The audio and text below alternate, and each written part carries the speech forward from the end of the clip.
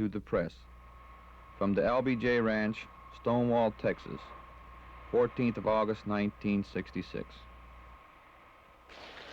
Good morning, ladies and gentlemen. We are delighted to have you here to visit with General and Ms. Westmoreland before they return to their service area. General Westmoreland and I agreed last February to meet as often as possible and necessary to discuss the developments in Vietnam. As Commander-in-Chief, I have a very strong desire as well as a need to review directly with our field commander the military operations in that most crucial conflict. Last May, I had the opportunity to discuss with Ambassador Lodge personally and in some detail the Vietnam situation. I intend to continue these face-to-face meetings with Ambassador Lodge and General Westmoreland from time to time in the months ahead. When I heard that General Westmoreland would be in Honolulu to review Vietnam operations with Admiral Sharp and the other officers of CENPAC, I asked him to meet me here for a very full but informal report on Vietnam before returning there. General Westmoreland and I talked last evening until the early hours of the morning today. We discussed the overall situation and went into considerable detail on more than 36 specific subjects.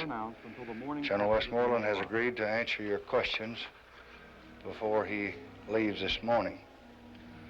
My talks with General Westmoreland have confirmed the conviction that the United States has never had a more efficient or courageous fighting force in the field than the men who are serving us at this hour in Vietnam. That these men are backed up by the most effective medical and material support in the history of our country. That our forces and those of our allies will not be defeated by the communists in Vietnam. That a communist military takeover in South Vietnam is no longer just improbable. As long as the United States and our brave allies are in the field, it is impossible. That the single most important factor now is our will to prosecute the war until the communists, recognizing the futility of their ambitions, either end the fighting or seek a peaceful settlement. No one can say when this will be, or how many men will be needed, or how long we must persevere.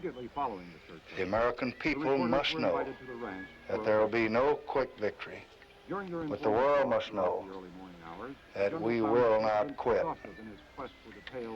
You do not have to talk personally with General Westmoreland for very long before you realize anew how inspired are the officers and the men under his command.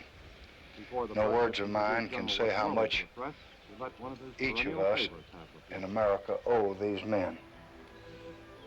They know why they're there. They know that more than just the future of a small country is being determined now by their devotion.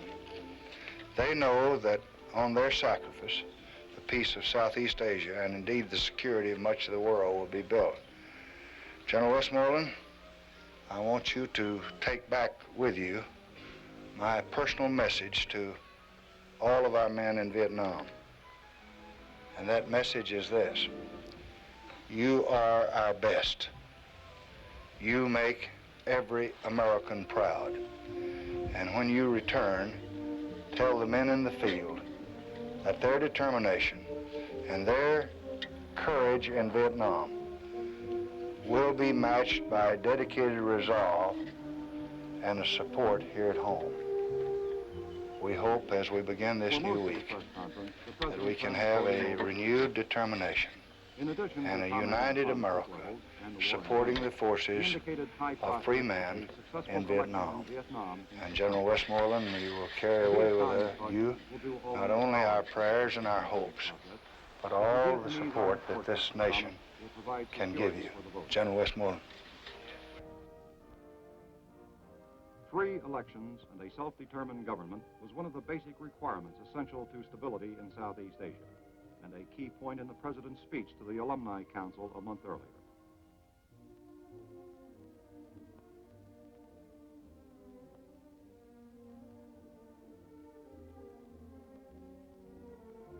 Captain Bill Carpenter, recommended for the Medal of Honor and a hero of Vietnam in his own right, accompanied General Westmoreland during the weekend briefing session with the President. Carpenter's record, added to the record of over 290,000 other fighting men in Vietnam, confirmed the President's conviction that the United States had a superb force in Vietnam.